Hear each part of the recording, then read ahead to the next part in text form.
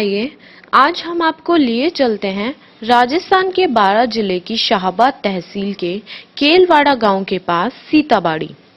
बारां जिले से सीताबाड़ी की दूरी लगभग 45 किलोमीटर दूर है। यह एक प्रसिद्ध धार्मिक स्थान व तीर्थ है। अब हम आपको लिए चलते हैं सीताबाड़ी में स्थित लक्ष्मण मंदिर। अरे वाह, यहाँ तो कथा और भजन भी चल रहे हैं। आप भी आनंद लीजिए इसका।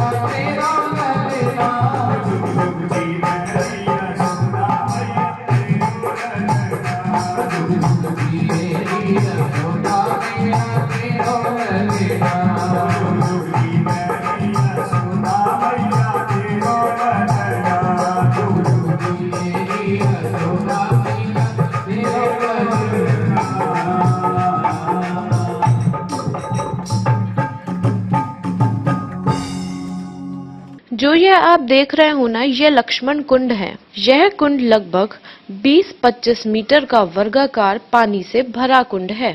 कुंड के बीचों बीच शंकर भगवान का मंदिर है। श्रद्धालु यहाँ आते हैं और शंकर भगवान के दर्शन करते हैं। इस कुंड में साल के 12 महीने पानी रहता है।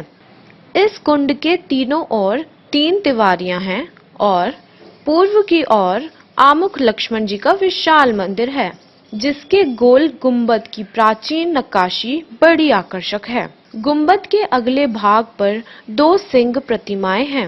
मंदिर के गर्भगृह में लक्ष्मण जी की मनुष्य के कद के बराबर प्रतिमा है। यह प्रतिमा सुसज्जित वस्त्राभूषण, हाथ में तीर कमान लिए सजीव सी प्रतीत होती है। कहा जाता है कि सीता जी के अरण्य प्रवास काल में उनके स्नान के लिए लक्ष्मण जी ने यहाँ पाताल गंगा को प्रकट किया था, जिसे बभूका भी कहते हैं। पहले यह धारा निर्वाह रूप से अस्त व्यस्त बहा करती थी। अब स्थायी रूप से संचित रहने के लिए इस जल को कुंड का रूप दे दिया गया है। पर्व यहाँ लगने वाले मेले आदि के अवसरों पर हजारों श्रद्धालु यहाँ दर्शन के लिए आते हैं और कुंड का पानी पीते हैं। लोगों का कहना है कि लक्ष्मण कुंड का पानी पीने से रोगों से छुटकारा मिलता है। आइए अब हम जानते हैं इस मंदिर के बारे में विशाल शर्मा से। सीताबाड़ी धाम में लक्ष्मण जी और सीता जी का बड़ा महत्व है। यहाँ पे कहा जाता है कि जब राम जी अयोध्या वापस आए थे तो उनको राम राज्य मिल गया था, तो वहाँ के जो अयोध्या वासी थे वो सीता जी को अपशब्द बोलते थे। इस कारण ये बात श्री राम जी को पता चली कि ये रावण के पास रहकर आइए और ऐसा और वैसा अयोध्यावासी अपशब्द बोलते थे। तो राम जी ने लक्ष्मण जी को और सीता जी के साथ भेजा कि लक्ष्मण तुम जाओ और सीता जी को किसी वनवास में या वाल्मीकि आश्रम कहाँ भी छोड़कर आ जाओ। तो कहा जाता है कि लक्ष्मण जी सीता जी को लेकर यहाँ आए थे, यहाँ वाल्मीकि जी के पास उनको छोड़ के गए थे। और जब सीता जी को प्यास लगी थी तो लक्ष्मण जी ने अपने तीर बाण से बाणगंगा का उद्गम किया था। तो सभी कुंडों में सीता बाणगंगा का पानी है और लक्ष्मण जी की उसी समय से यहाँ फिर पूजा सेवा की जाती है।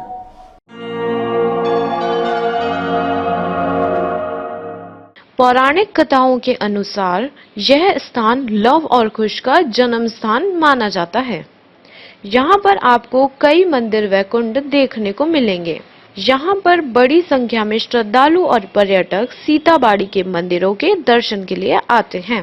किसी भी पर्व विशेष पर अपने शीतल अंत स्थल में सहस्त्रों श्रद्धालुओं को भर लेने वाली सीताबाड़ी एक प्राचीन धार्मिक स्थल है। आइए अब हम आपको लिए चलते हैं सीताबाड़ी में स्थित सूर्य नारायण मंदिर। आपको इस मंदिर में कई प्राचीन मूर्तियां देखने को मिलेंगी। श्रद्धालु यहाँ आते हैं और सूर्य नारायण के दर्शन करते हैं। यहाँ पर आपको सूर्य नारायण कुंड के भी दर्शन होंगे। सूर्य नारायण के मंदिर के पास ही है लव कुश मंदिर। पौराणिक कथाओं के अनुसार सीता जी के यहाँ वास अवधि के दौरान ही लव और कुश का जन्म भी हुआ था, इसलिए इसे लव कुश नगरी भी कहा जाता है। आइए अब हम आपको लिए चलते हैं सीता माता मंदिर। जब आप सीता माता मंदिर जाओगे तो आपको सीता माता कुंड के भी दर्शन होंगे। सीताबाड़ी का मेला सहरिया जनजाति का कुंभ कहलाता है।